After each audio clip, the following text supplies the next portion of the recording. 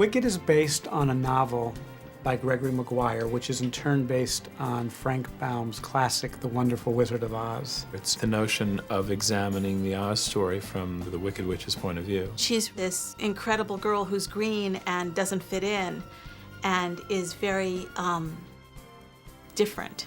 There's been some confusion, for you see my roommate is unusually and exceedingly peculiar and altogether quite impossible to describe.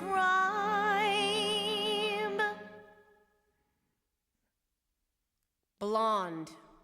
It's also the story of another girl who's born beautiful and popular. Popular. I'll help you be popular.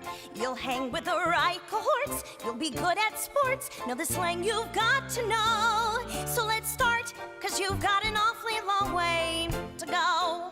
And it's the unlikely relationship between these two girls. One whom we know as the Wicked Witch of the West, and the other whom we know as Glinda the Good, that forms the basis of the musical Wicked. Glinda and Elphaba really begin a beautiful friendship. Coming from these different backgrounds, they find a very strong bond. This musical is about these two women finding each other as friends and how they affect each other. It's unusual to have really anything be about that. Who can say if I've been changed for the better? I do believe I have been changed for the better. I was developing the novel as a film project.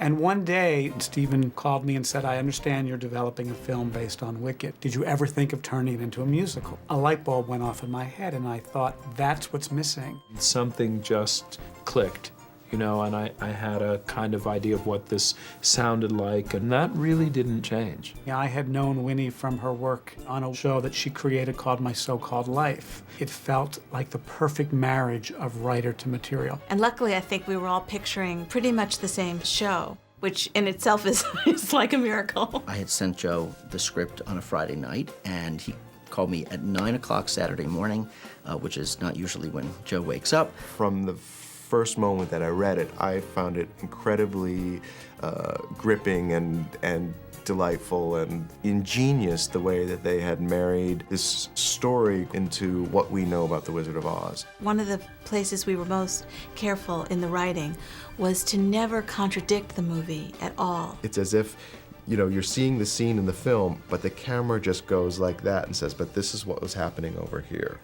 I have finally heard back from the wizard, and my dear, he wishes to meet you. He asked for me, personally.